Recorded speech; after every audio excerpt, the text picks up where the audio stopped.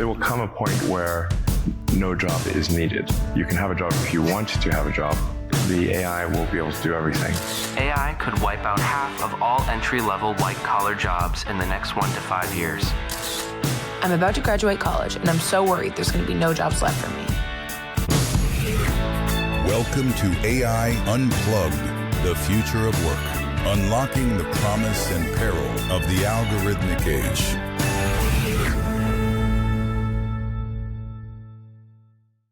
Welcome to a special edition of AI Unplugged, the Future of Work podcast. I am thrilled to have with me my old friend, Daniella Ballou-Aares, who is the CEO of the Leadership Now project.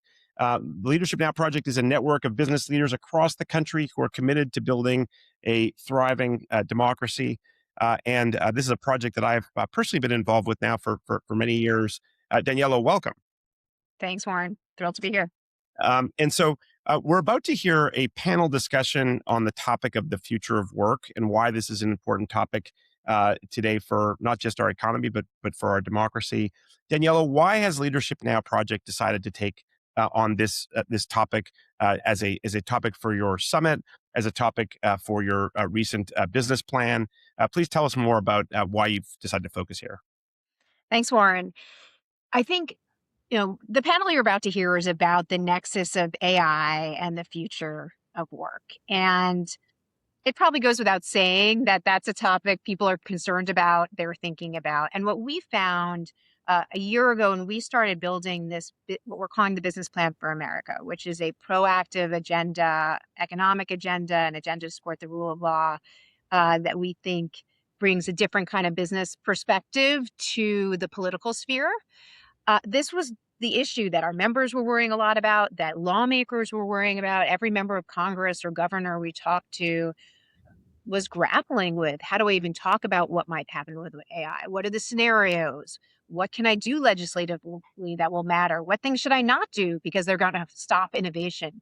So it was just a moment of high complexity and one where we need expertise from business and from policy to be able to come together and figure out new solutions, which is very much the space that we operate in the Leadership Now. So it felt like we had access to unique expertise, perspectives. We could be nimble. We could start bringing together different people with different perspectives, and not say that we had all the answers, but at least that we could give some dimensions to the problem. And I would say, as we've been engaging with Congress, with governors, et cetera, and we bring out the set of issues that we have perspectives on, the future of talent, which includes AI and the workforce and immigration, affordability, housing, energy, the rule of law, tax reform. They're interested in all of those issues, but AI comes up a lot as something that they feel like they're on their back foot and that we need to figure out as a society. So we took this on and I think we're able to bring some really interesting people together for this session.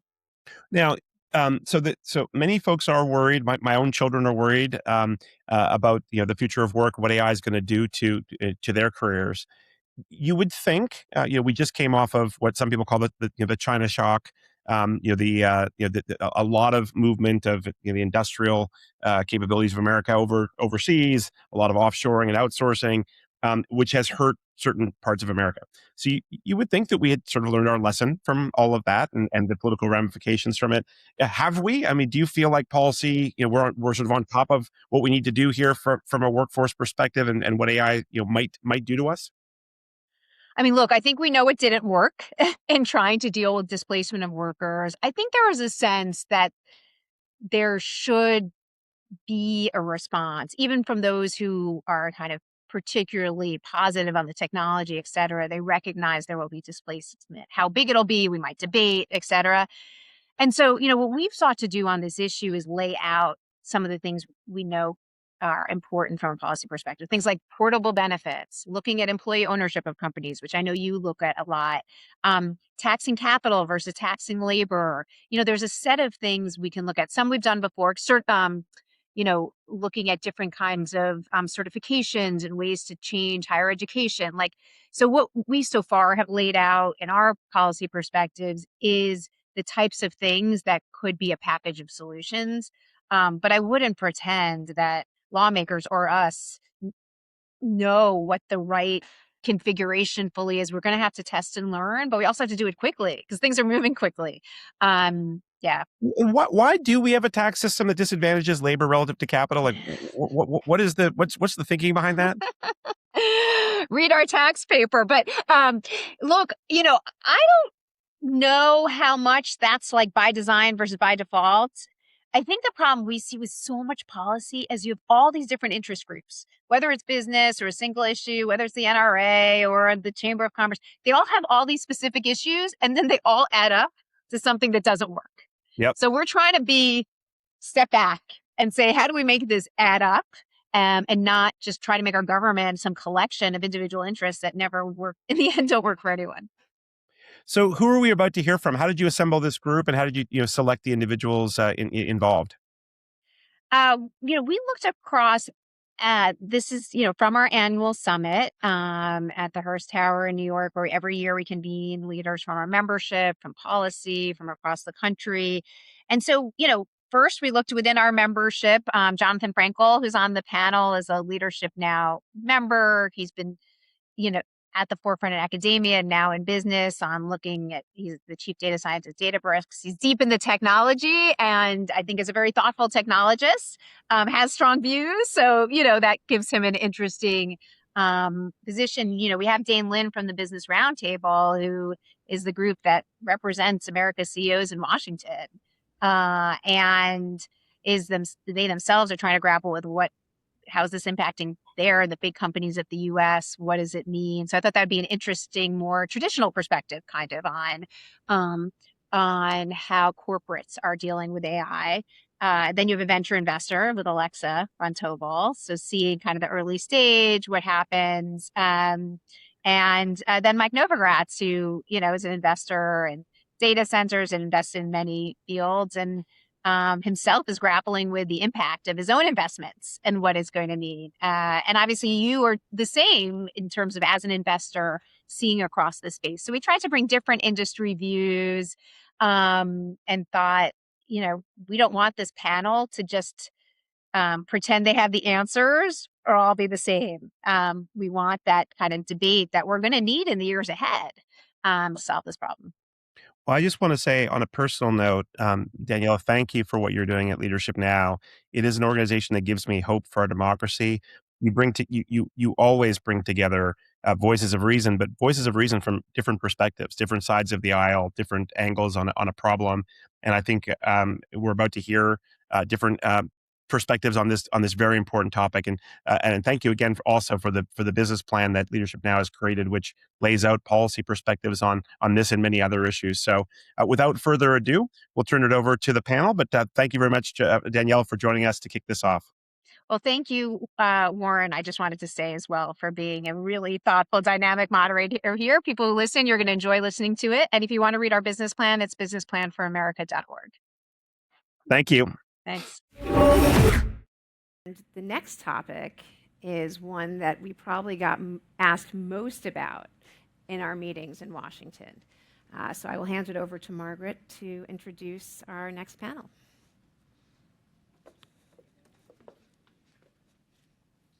AI is the buzzword, AI in the workforce. Because it was the most proposed topic for this gathering, Leadership Now gathered some of the leading voices to discuss AI adoption and how it intersects with workforce readiness, immigration policy, global competitiveness, and what a pro-innovation, pro-worker strategy might look like.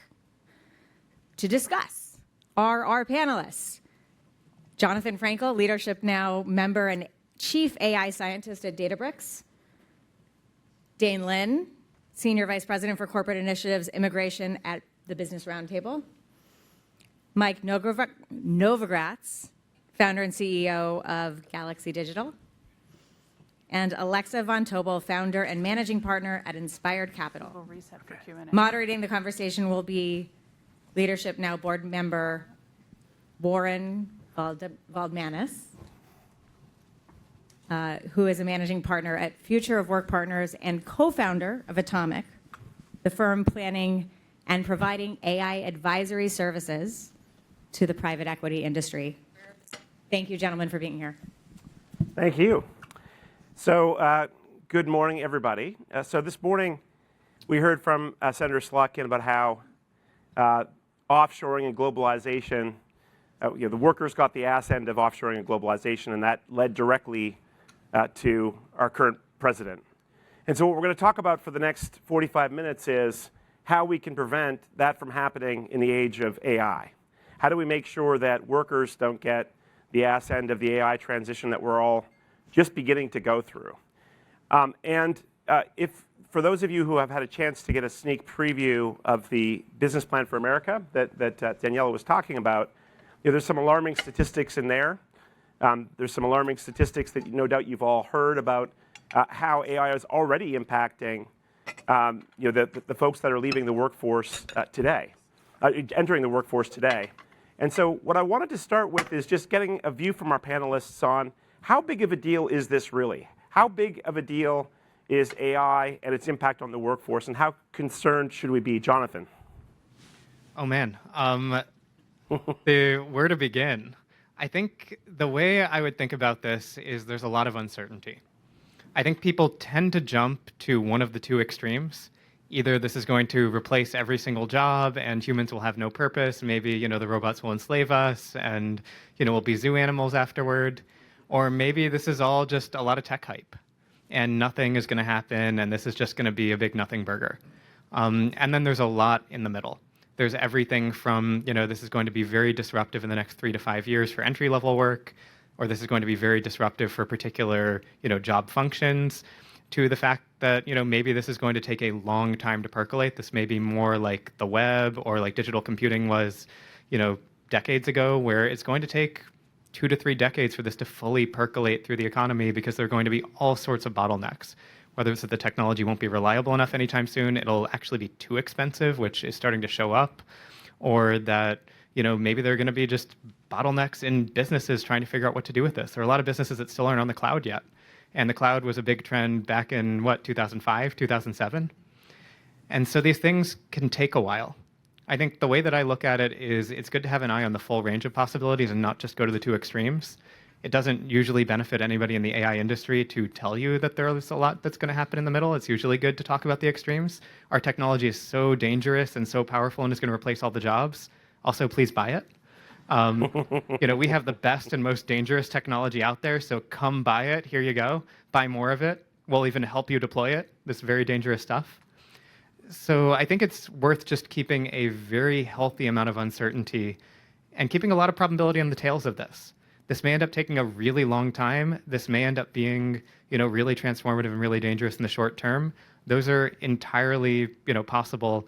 And there's a lot in the middle, and that's probably the most likely set of scenarios. But among those, there's still a lot of different scenarios. Now, Jonathan, you've described AGI, artificial general intelligence, as AI that outperforms humans at most economically valuable work. That's actually OpenAI's definition. I believe it's AI that's better than most humans at most economically valuable work. Is that in sight? Is that something that you can imagine in the next, foreseeable future, 3, 5, 10 years? No. No. I don't think that's in sight. And I say that from my role trying to get this stuff deployed in enterprises today, where they are very desperate to get this technology in use. I'm trying to get it in use. I run an AI research team. I'd really like to use this technology. If I can't figure out how to use it well, how the hell can I convince my customers to do it? And the answer is, it's slow going. It's a grind right now. It's really amazing, impressive technology, and getting the details right and getting it to actually work well in any given situation is a pain. My favorite example just to think about is like looking at autonomous vehicles, which are just this extraordinary achievement of AI. In my view, still the most extraordinary achievement of AI to date. They're on the roads, they're driving safely. That was 20 years and tens of billions of dollars of investment on the part of Waymo to do this. And a human, you give them 60 hours on the road and they drive in a circle in parallel park and go have fun. It's a real labor to get. My 16-year-old was a little different than that, but I want to bring you in, Mike, on this because there's lots and lots of capital lining up to try to prove Jonathan wrong on this.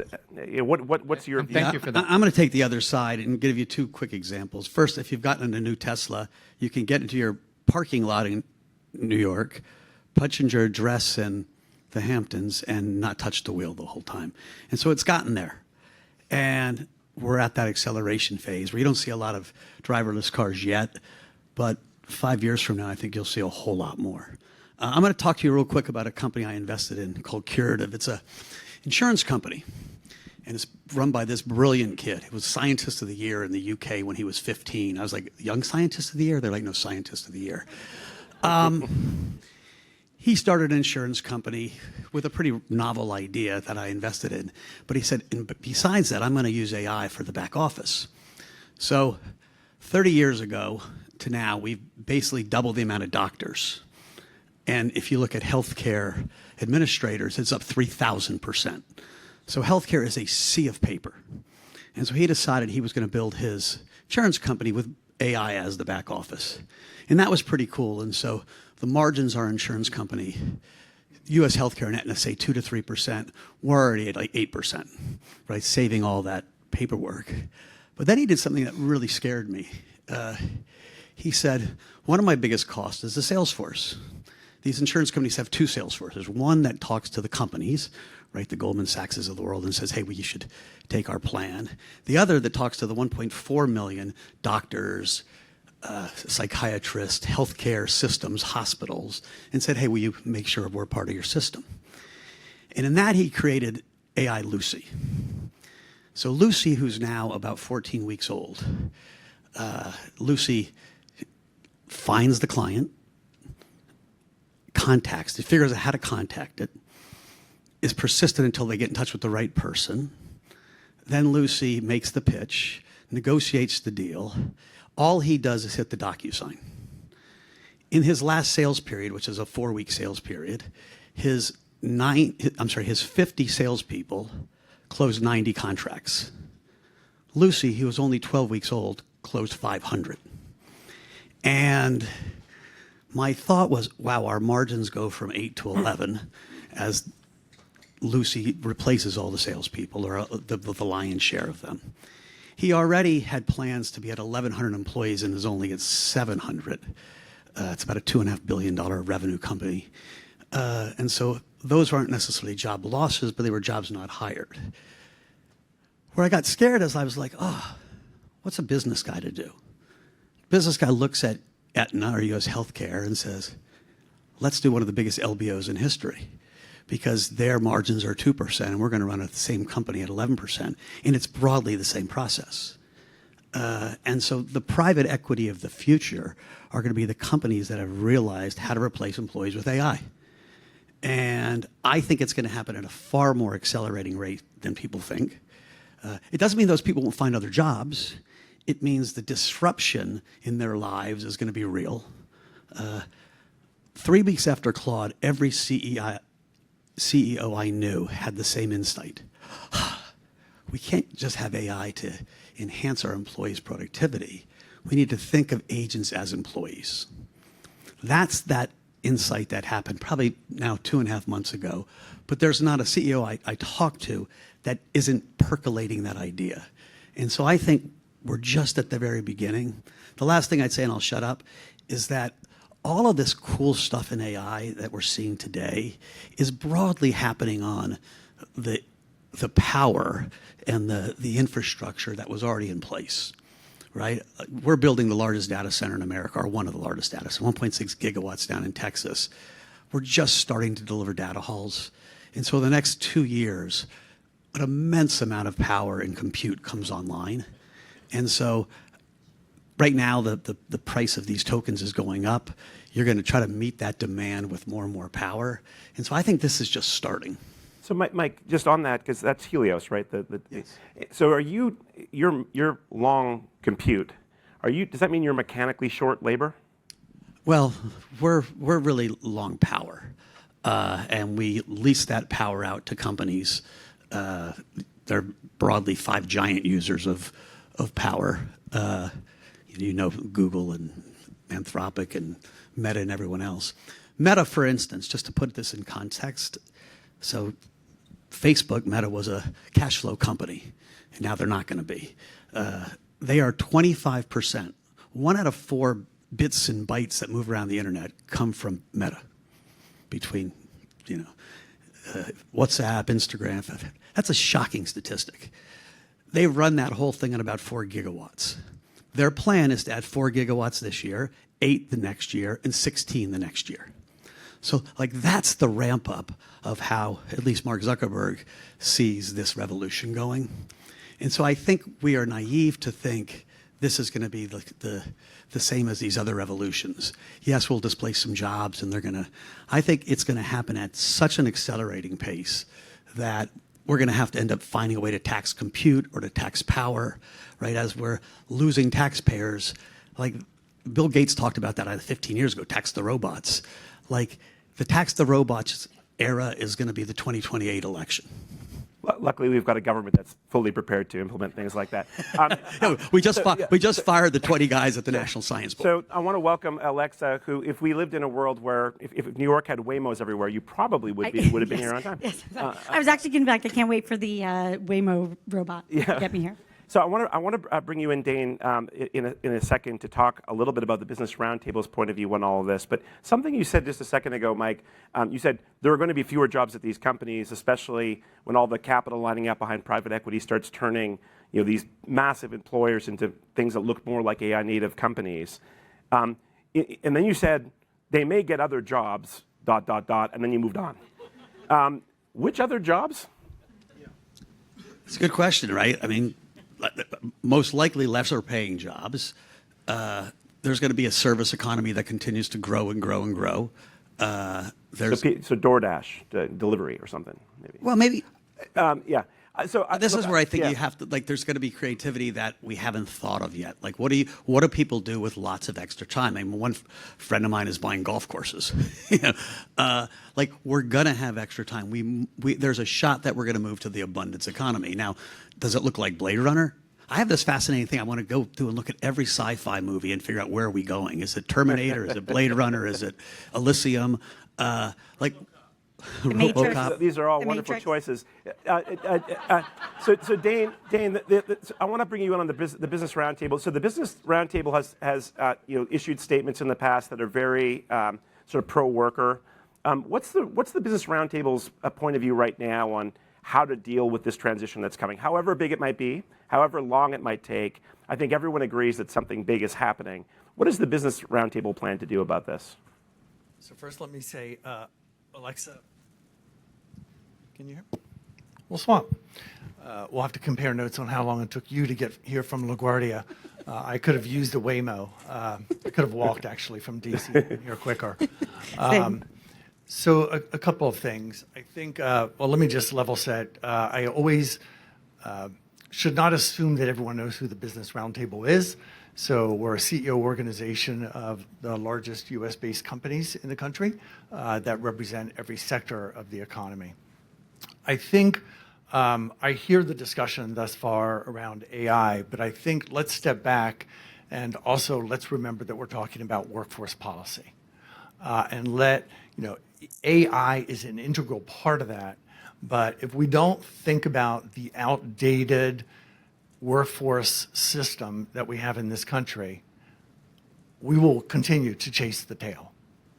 And so for us, this is a concern that we will equate AI fluency with one being proficient in the use of AI in every facet of the job they have.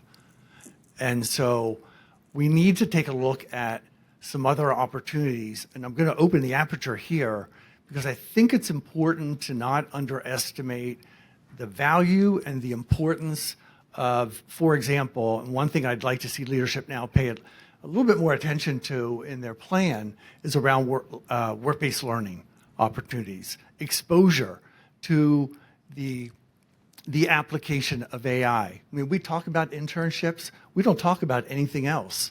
We don't talk about registered apprenticeships. We don't talk about mentorship. We don't talk about short duration, high intensity work-based learning experiences. Those are the ways in which individuals get exposure to the AI that we're all here talking about. And the last thing I would say is, I hear you about the individuals who may no longer be employed.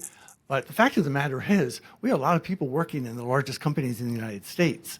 And we are in, to your point, this period of experimentation. What are we going to do for the vast number of people who are currently working for JP Morgan Chase, GM, pick your company? And how do we help those individuals not go back and get an associate's degree, not get a 4-year degree, but how do we help those individuals develop these skills, stackable courses, but ways in which individuals can demonstrate the acquisition of some of these AI-related skills? So a big part of this, smoothing out this transition, is going to be retraining. Is that the? It's one part of the puzzle. I mean, I think about the announcement Meta made 2 weeks ago, the hiring of individuals in the trades. Not only are they working to hire a number of individuals in the trades, but they're thinking about what does the transition look like once the data center has been built? How do you have that seamless transition? So it's this lifelong learning that we've talked about in this community forever. You mentioned the trades. I have a friend and fellow investor named David Rue said there's only 3 job categories that are safe: roofer, rabbi, and rapper. And for any of you who've actually tried Suno, a rapper is questionable at this stage. But the idea of I hope my 4 children actually all become roofers or something like that, because that seems like a job that's going to be hard. I've seen robot roofers that are amazing. Is that right? Dead serious. There's a robot roofing. So rabbi. I hope my children all become rabbis. And We're not Jewish. ChatGPT is actually pretty good around Passover. So one quick point. So Microsoft and Meta both had staggering earnings last year, breathtaking. Yet they both found it important to fire up to 7% of their workforce. Like, this is not going to be, let's create more jobs. Was that blaming AI for annual performance management? Because their earnings look pretty damn good to me. But you do performance management every year, and there's some people who don't fit the bill anymore. That's just an annual cycle. 7% sounds pretty normal. But we're seeing similar things in my portfolio, declining numbers of folks, actually better jobs for those who remain, yes, much better productivity. Now, Alexa, I want to bring you in. So you're late, so you get the tough question. So you if I'm not mistaken, you started life as a financial planner, and then you decided, I'm going to automate that industry. Is that correct? That's correct. So what lessons can we take from that process? And how would those lessons change the advice that you'd give to people in terms of financial planning today? Sure. So first, thanks, guys, for having me. I think what we are seeing, and so I built a company, LearnBest, sold it to Northwestern Mutual, and now I run a venture fund with Penny Pritzker, doing early stage tech, and Jonathan is one of our fellow founders. Punchline, I think what we're going to see is that AI is going to be automating all of these things that should, candidly, are better done by a computer.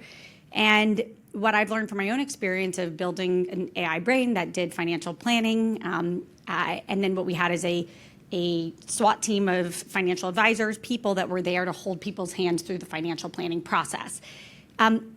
I love to say this quote because I think it will hold true in 100 years, which is technology can change dramatically. What has not changed at all is us.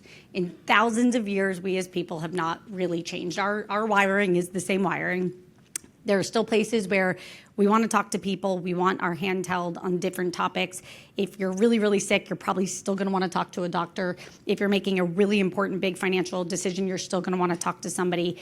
And I think that what we're going to see, and I think we're lacking imagination right now. I agree with everything that's been said. And I think we're lacking imagination on the huge categories that will open up where we now can put people. And I'll give a quick example of IKEA. IKEA has this great example that they just used in the last year where they had a call center that they automated, and they could probably have gotten rid of all of those people, hundreds of workers. And instead of firing them because they were pretty well trained, they said, why don't we make them designers and actually see if we can add revenue? And the net takeaway was they added hundreds of millions of revenue with the same talent force that used to be a cost center. They turned them into a revenue center. We have another company called Bright AI, where right now human beings are going and doing really boring things like seeing if a telephone pole is 15% off, or in the pest control center, if there's a pest in the mousetrap, which let's be honest, no one wants that job.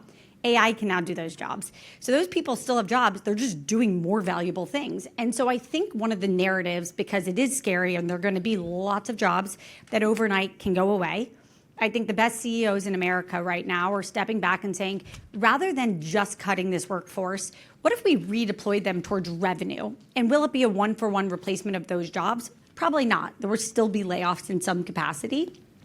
But you can actually take that really well-trained talent and do revenue accretive things. And I think we're going to start to see a lot of that. And that, for me, is the bright lining of all of this, because none of us want to live in a world where tens of millions of people overnight are fully released from their jobs. Children of America will not do well if that is the future. We don't want that. None of us want that in an already unstable society. So Alexa, for sure, none of us want that. The question I think that we all have to wrestle with is, what is the gravity of the current economy and political system that we have, and where is it headed? And my observation, my children call me a doomer. I'm always yelling at them to get off their phones, and I'm always complaining about what I think AI is going to do to the world. And I think someone said earlier, action's a really good antidote for anxiety. So I launched my own business that goes and tries to help PE firms with their automation strategies. And what I'm seeing. So you're bringing about the doom faster. Yeah, exactly. Bring it about. Bring Armageddon as fast as possible. But the interesting thing that we're seeing is good jobs. We talked about good jobs earlier. Professor Johnson was talking about good jobs. There are good jobs coming. The problem is there's too few of them. And I think there's a natural polarization effect, which is really dangerous. We saw the polarization effect of the China shock. If that keeps happening here, and so the question is, what can we all do about it? And so I'm going to read a quick doom and gloom scenario. We all can agree that there's a wide range of potential outcomes. But I asked Claude. By the way, is Claude a he or a she or an it? Anyway, I asked Claude what he thought of what could happen by 2023. I'm just going to read this, and then we're going to talk about solutions. By 2033. 2030. Okay. So 2030. So not even halfway through Trump's third term. Okay. All right. AI by 2030 has compressed the labor share of GDP through a step change in capability. Agentic systems handle 40 to 60% of cognitive task volume in white-collar functions, already happening in some places.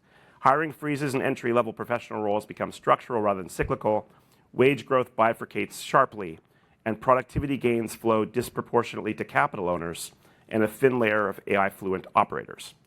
Labor force participation among 22 to 30-year-olds drops, and the traditional apprenticeship ladder breaks at the first rung.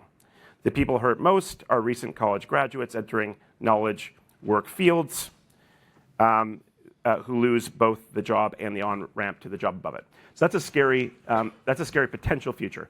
Who knows how likely it is? That was Claude's future? That's Claude's view of the future. Right. Okay, so what can we do about this? So fortunately, we have Daniella. So Daniella and Leadership Now have got the business plan for America, and it described this challenge, I think, very succinctly. And so some of the things that are talked about in this business plan include modernizing benefits, the safety net, and tax incentives, invest in successful workforce transitions, and improve government delivery. So there's a bunch of detail in here about those things. So I'd love to hear, who'd like to go first? Who thinks they have solutions to this problem? Listen, I think UBI has got to be part of the future. And I think to get that done, we have to rethink about, right now, we have the term welfare queen, right? In Norway, who has a version of UBI because they have this giant state fund that's going to fund people for a long period of time and gives people all kinds of free benefits. That is, hey, you're Norwegian, and one of the benefits of being Norwegian is that we take care of you. And so I think we have to start thinking of this infrastructure that American education and American safety that America has built that is creating this prosperity moment where we're leading the world is a public good. Not necessarily I'm going to take yours, but if we start thinking about that as a right as an American, then you're not a welfare queen, you're just an American. And I think it's the only way politically we can get a UBI through. It can't go through the realms of government because government is so damn inefficient. It's got to be a direct transfer. But that has to be some part of the future. And we already do UBI in lots of ways, right? I mean, COVID was an experiment in it, right? Our government spending as a percent of GDP is going up, not down. And so there's a tremendous amount of transfer payments going on anyway. And we need to really rethink how that money goes to people, trust people that make the right decisions with the money. You know, we have now crypto wallets and rails that instead of giving someone money in 7 different stations where you wait for a welfare check, it should get dripped into their wallets daily. And that sense of stability. If you think people need 3 things in life, they need financial stability, they need purpose, and they need community. Like, we should, in this age of abundance, be able to take that financial stability stress at least away from the level it is today. And then the purpose thing?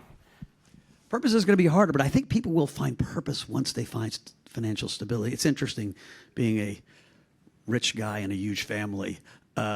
At times, with friends and family, you give them a little bit of money to stabilize them, and they find purpose. You know? It's really interesting, actually, that I think purpose won't be as hard to find once people are out of stress. But when you're in fight or flight, when you're, you know, the cortisol levels keep spiking because you don't know how you're going to pay for your kid's meal or you're going to get your kid to get to a decent education, it's hard. Jonathan, what do you think of UBI? I just think, I mean, what a sad, depressing, kind of pathetic vision for the future everybody seems to have. There's such a bright, wonderful, abundant future when AI works, and when we adopt AI, everybody's looking at the jobs that might go away. We don't know what the jobs are going to be that emerge because we have this productivity-enhancing technology. We don't think about how cheap a lot of things are going to be and how accessible a lot of things are going to be. Like, you know, how many folks, my favorite example, how many folks in the US have an estate plan? How expensive is it to get an estate plan? How cheap is it going to be when a single lawyer can produce a lot more estate plans and they can be more nuanced? Wouldn't it be great if insurance companies didn't leave California and Florida, but instead could write really nuanced policies per homeowner rather than completely abandoning the market? That's revenue enhancing. That's good for the world. I think this is just such a bleak, depressing vision of the future. So Jonathan, you have a brighter view of the future. Does that mean we don't need policy action now, or do you feel like we're sort of headed to a good place anyways? I think it's a belt and suspenders. Given that, you know, if you look at the full distribution of outcomes with AI, let's say AI is a complete dud. Okay, fine. A bunch of people who spent too much money on data centers lose their shirts. That's, you know, not my problem. You know, that's a problem for many folks in this room who wrote big checks, but we can chat about that later. You know, let's take the middle of the distribution where AI is gradual and people adapt gradually over time, or AI moves pretty quickly, but, you know, folks are cognizant of finding ways to redeploy their people to enhance revenue. All those are great scenarios where we get natural benefits. Policy should focus on the extreme risk scenarios that I think most of the folks in this panel believe are a done deal, because those are the ones where the intervention is actually going to be necessary. So having UBI ready, having, you know, workforce strategies ready, rethinking what education looks like. I mean, I love having people for not just, you know, internships, but co-ops, because I care about what they can do. In an age of AI, there's no credential that says this person is good at AI or not good at AI. There's no computer science degree equivalent or whatever it is. It's getting them to do a project and showing me that they can do something interesting with this technology that gets them the job on my team, and giving people more opportunities for that. And I love having young people around because they have a lot of energy and they don't know what doesn't work, and they're willing to take risks. And often it does work, and I doubted it. So, you know, there's a lot of work to do in that extreme tail. I was going to just add to Jonathan's, like, to your point, like there's a lot of brightness that we just can't see yet. And I want to use a quick historical example. In the past, when we went from painting to photography in the 1800s, it was like a coup. It was like, oh my God, what's going to happen to the painters? This is lost art. This is terrible. And if you could have imagined then that shifting to a new form of photography wasn't just the painter versus the photograph, that actually was unlocking an entire field. That fast forward 100 years, you now have that piece of technology in a phone where you can stand in a street and dance and make $1 million a year, and it's called an influencer, and literally create tens of millions of jobs across this planet doing something you would never have imagined was a job. I think right now we are lacking abundant imagination. We have no idea what this shift will look like, but there will be a ton of incredible newness and brightness and new jobs that maybe are more fun jobs, because I'd rather be an influencer than somebody who's picking up rodents out of pet traps. And so that is sort of, I think, just one of the parts of the conversation that's missing. I think you were going to say something. Yeah, I think there are three buckets. So glass half full. Let's not forget about, we may not have significant wins on the policy side, but think about the Jobs Act. Short-term Pell, short-term credentials, individuals going for a short-term credential, might be an electrician. You can't get Pell. You couldn't get Pell for that. So we now have a whole host of individuals that are able to access workforce Pell to seek a credential. Now, do we need to fix the workforce system? I already alluded to that. But in particular, the Workforce Innovation and Opportunities Act, WIOA as we call it. That is a system where very few of the dollars actually go to the individuals who need trained. So how do we reallocate and reuse our imagination to think about what does a workforce system that the federal government supports? That's bucket one on federal policy, and there's more to that. But the second bucket is really around the employer commitment. Employers aren't waiting for federal policy to solve this problem. That's why you have Citi out there training thousands of their workers to figure out, what does this transformation look like? My job may continue to exist. I need to employ new skills. My job may not be around in 2 years. But how am I being prepared to successfully transition to a new job with a whole new set of skills? Those are the opportunities we hope government can learn from. What is the private sector doing that we can scale vis-a-vis policy? And the last bucket is, don't discount states. I mean, for anyone that's read my bio, I spent a lot of time with governors and states. I mean, look at House Bill 8 in Texas. Probably the most transformational piece of legislation that we have in the country around community colleges to revamp programs aligned to where the demand is and to the best they can predict the skills and the jobs that are going to emerge over time. How do we use that piece of legislation? Let's watch it to see if it actually delivers on the promise, but let's think about how do we replicate some successful policy at the state level as well. Yeah, it's so depressing to hear everybody think of AI as this hurricane that's coming and is going to hit us, and there's nothing we can do about it. There's not a damn thing. Well, I don't think we're going to turn it over to questions in a minute. We're getting very close to time, but I do want to make sure that we end on a slightly happier note. To your point, Jonathan, and I want to say Did you ask Claude for the other scennario, or did you just ask it for the disaster scenario? No, that's He's a doomer. He's a doomer. That's no fun. That's no fun. But I did a podcast with my former partner, Governor Deval Patrick, on this topic, and one of the people we talked to was one of the former a labor leader who said, the AI in the future of work isn't primarily a technology problem; it's primarily a distribution problem. Who gets the benefits of all this stuff? And I think that's the big open question that we got to figure out. And the reason why I've got some optimism around this point is because even though I live in the private equity industry, and even though, as you say, I'm helping to bring this future forward faster, the most interesting nuance that I don't think many people have picked up yet is that if you wonder, which part of an organization do you bet is the part of the organization that most readily adopts AI? Anyone guess? Places where the young people are, technology group. These are the guesses that I've heard in the past. It's the sales department. And the reason why is because the sales department works on commission, and they're cut in on the deal. So you give them a technology. They're not the most technologically sophisticated. They're the people who adopt it because they make more money that way. So and private equity firms are beginning to pilot things where they're cutting workers in on the deal. If we can figure out how to do that properly, and I think in the Leadership Now document, there's discussion of how can you share ownership more broadly. I think shared ownership is a lot more exciting than UBI, where a bunch of us drones sort of walk around and get handouts from the government. I like the idea of all of us having a stake in this, including the people who help to deploy it, even potentially at the expense of their jobs. But let's open it up to the group for questions. Along the lines of the UBI, how about a shorter work week? We keep talking about the idea of technology freeing us to have more balanced lives. Is that the kind of incentive this committee would think was useful? It's interesting. One of the kind of core tenets of America is freedom, and freedom to, if you want to work 80 hours a week, you work 80 hours a week. And so it's really hard to legislate how hard people want to work. I do think, if you take this to its extreme, there'll be a lot less need to do menial things, and that should free people up for more recreation time, more creative time, more time to work if they want or not work if they want. I'm actually never been called a pessimist in life. I don't think you can be a speculator and be a pessimist and actually make any money in the long run with the stock market that's gone straight up forever. And I am not pessimistic. I think healthcare is going to just collapse in price in lots of ways, and so we're going to have an abundance dividend, and it's how we spend it. What I worry most about is this inequality, which has gone straight up for 42 years since the fall of the Berlin Wall, just really accelerating even more. Right? We've got a guy that's going to be worth $1 trillion or more.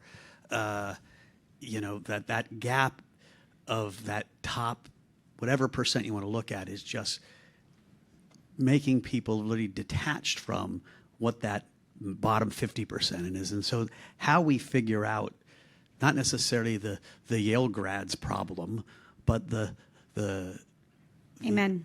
The rest of the 22-year-olds. This is the first time since I've been working, which is 40 odd years, where college grad unemployment is higher than high school grad unemployment. Like, we've never had this before, where people don't want to hire the young people. And it's not dramatic yet, but the trend looks terrible. And so I do think people will work less. I don't think it'll be legislated. I interviewed a young person the other day, and I said, "How's this going?" And she said, "Well, in 4 months of looking for a job, this is the first time I've gotten to actually talk to a real person and not a bot." That is that is a future we don't want for our young people. The idea of legislating a shorter work week, I think, is an interesting one. I began my career in consulting at Bain & Company. I did a couple of years in France, and they had a legislated 38-hour work week, which didn't apply to us in the Bain & Company office. But interestingly, if you worked a single hour on the weekend, you had to take another day off. They had 7 weeks of mandated vacation, and they actually literally locked the doors of the office for 2 weeks during the holiday and 2 weeks in August. And I'm not sure, first of all, that we were a ton less productive, and second of all, it was a heck of a better lifestyle. And so I'm not sure that we couldn't come up with some way to legislatively reduce. But the thing you just said, Mike, about it being college grads being the ones who are going to feel the pain the worst, I think from the point of view of stability in our society, that's perhaps the scariest news of all. If you actually look, I was doing a presentation with a person called Professor Schreier from Imperial College on the subject of the future of work, and he was talking about cleodynamics, the study of revolutions. And most revolutions don't happen because the people at the base of the pyramid are angry. They happen because people who have expectations are angry. College grads who don't have their expectations met. And that's true. That was true in the French Revolution. That was true in the Russian Revolution. That's true for almost every major revolution of the 20th century. So we should be worrying about this issue, whether or not it's doom and gloom. Maybe it's wrong, but the tail risk is big enough, in my opinion, that we should be thinking about it. Thanks very much. Mike, I often say we can pick between Gene Roddenberry's Star Trek or Blade Runner. And one of the things I think is, and I would commend this, Kevin, to you and your team, it's not just AI, it's the nexus of 3 industrial revolutions. It's AI, robotics, and quantum happening and kind of hunting people down wherever they go. But Jonathan, to your point, and the question I have is, given that distribution of the benefits of these great things is critical, as well as the changes in the structure of the workforce, what would be each of your favorite policy interventions in the next 5 years? I mean, I'm still a fan of UBI. I think it's just a question of when you put it into practice and in what form and whether it ends up being necessary. There are a lot of different scenarios that may happen. You mentioned, 3 big trends. If we had talked 5 years ago, you would have told me it was VR and cloud and, crypto. There's always a bunch of big AI trends that are going to, or big tech trends that are going to shake up something. Robotics has been a big trend for 40 years. Quantum has been a big trend forever. They may or may not come to fruition anytime soon. AI has been a trend every decade going back to long before many of the folks in this room were born, and it's finally coming to practical fruition this decade, not the last one, not the one in the 2000s, not the one in the 90s. Who knows when these trends are really going to come through? And I'm not the best expert on quantum on this panel, but having the policy levers in place to accommodate the tail risk is the thing that I'm most concerned about, because pretty much everything else besides that tail risk sounds pretty great, other than on the other side where, some data center investors crash the economy. I always, I appreciate the question. I don't like the question. And I don't like the question because it forces us to think about, in my mind, what's the silver bullet? And I think we lack in this country an infrastructure. What are the aligned pathways around workforce that are going to help reduce the inequities that we face, and among the other issues that we've talked about on this panel? To me, none of this starts without getting a real grip on the existing labor market data that we have. What are the skills that we know we need today? It's not done once we identify those. It's constantly evolving. What are the jobs? Where are there jobs where there are going to be wage gains? What do we do for incumbent workers at the policy level? Excuse me, and I'll go back to the work-based learning. So I think it's a cadre of policy efforts that have to move in unison together. And some of those currently exist, but they are far outdated. The other piece I think is equally important. It's not on the policy front, but really, I mean, you think about the workforce today, and we really need a taxonomy of knowledge, skills, and abilities across a whole host of jobs, across a whole sector of companies. And I think, for example, the work that Walmart, PepsiCo, MasterCard, Verizon, Bank of America have done to say, what are the job-like roles? How do we create economic mobility for individuals by identifying common knowledge, skills, and abilities? I may not stay with Bank of America for 35 years. I may want to go over to Hilton and apply the same skills. But how do we build that taxonomy that allow individuals that mobility, but also allow them the mobility both laterally and also for advancement as well? I'll just agree. I think skills assessment, and Penny and I did a listening tour on the future of work, and I think really understanding skills assessment is going to be the most important thing we can do to support redeploying 5, 10 plus million people back to work in short periods of time. The only other thing I would say is I do think that there will need to be some sort of titration of speed. I don't think we want, and I think starting to see Anthropic hold Mythos and things like that back. I think that level of responsibility we need so that we can be prepared for the speed of this, because none of us want more guns showing up in public places. Like that's the long tail that we want to avoid.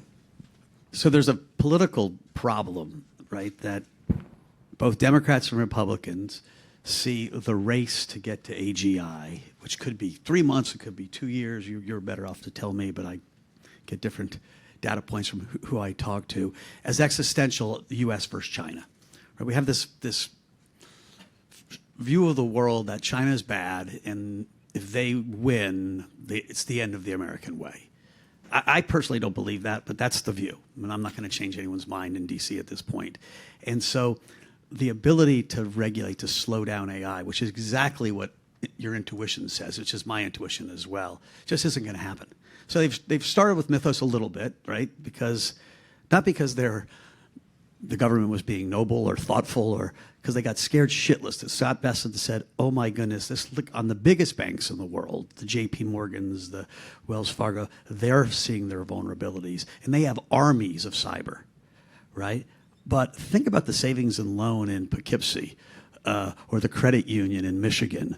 We have thousands of financial institutions that their defense is probably a sword at this point for the cyber attacks.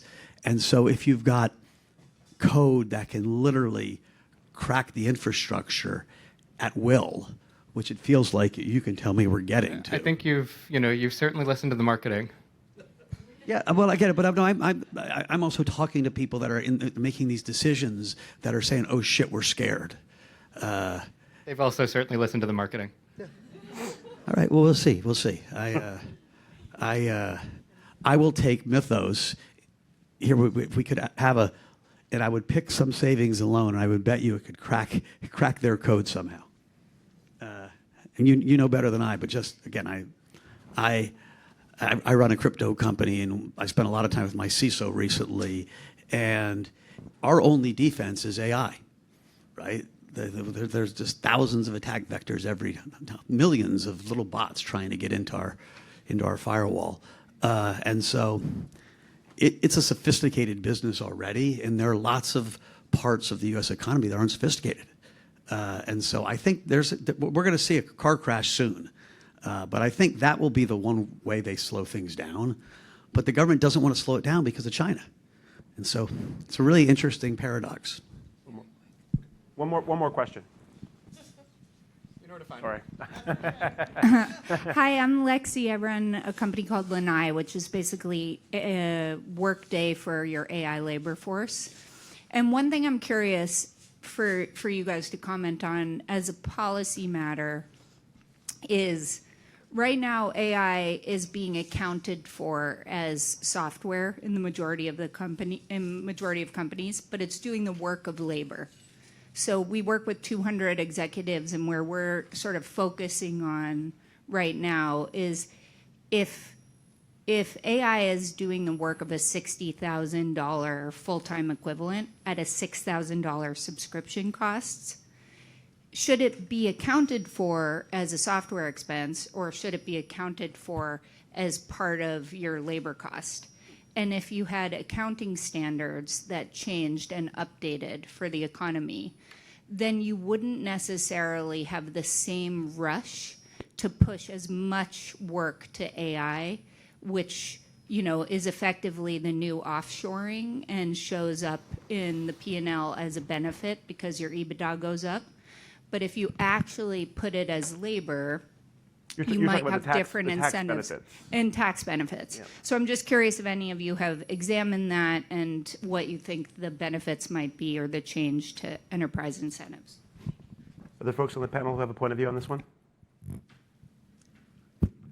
I'll just quickly weigh in, which is I think that is exactly where we are, which is the tension between is this software or is this actually a human worker conceptually. And I think that the pricing dynamic right now is being evaluated everywhere, which is we should be charging more. If you have a business that's growing, 0 to 100 million of revenue in 12 months because it's so powerful, are we charging enough? And I think you're going to start to see that play out and balance out. There's probably also some policy that has to change there.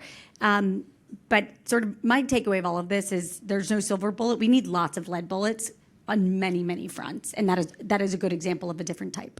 I would say the big aha moment I had, I was sitting with the CEO of, top 5 bank, top 10 bank in the world. And he had the first guy who said, the moment we started thinking of AI agents as employees, actually naming them as employees, it clicked. And that has been the real kind of revolution that's happened in the last 4 or 5 months in terms of the psychology. And so I think that's the way people are thinking about it. My friend in Texas, he's thinking about it. And so it makes intuitive sense. I think it'll take a long time before the accounting standards catch up. Right? You think about it, at one point, the whole IRS should be AI agents, right? Every single person should get audited. Right now, we audited 1 out of 400, I think, 1 out of 4,000, 1 out of 4,000. And so you're going to see this. There's an efficiency we can all get behind. Yeah. You would say that, and yet. No, so listen, I want to thank the panelists very, very much. I mostly want to thank Leadership Now and Daniella for having us up here to talk about this, because as bullish of a future as we may have, and gosh, I've never hoped I was wrong more in my life. I desperately hope that Jonathan's correct, that we're headed to an abundant future where all of this works out in a really happy way. But I lived through the period where I lived through the story of the inevitable awesomeness of offshoring and globalization, and we saw that people were really left behind, and we are where we are. So I think belt and suspenders is great, and so thank goodness we've got documents like this one to talk about tax policy, and right now a tax policy that benefits capital over labor, and to talk about the kinds of things that we talked about in this panel. I really hope everyone reads this and takes it seriously and looks for ways to contribute in some way to what is going to be a big deal. No matter how long it takes, it's going to be one of the biggest things that's happened in our economy in a long, long time. So thank you, everybody, and thank you. Thank you. Great job.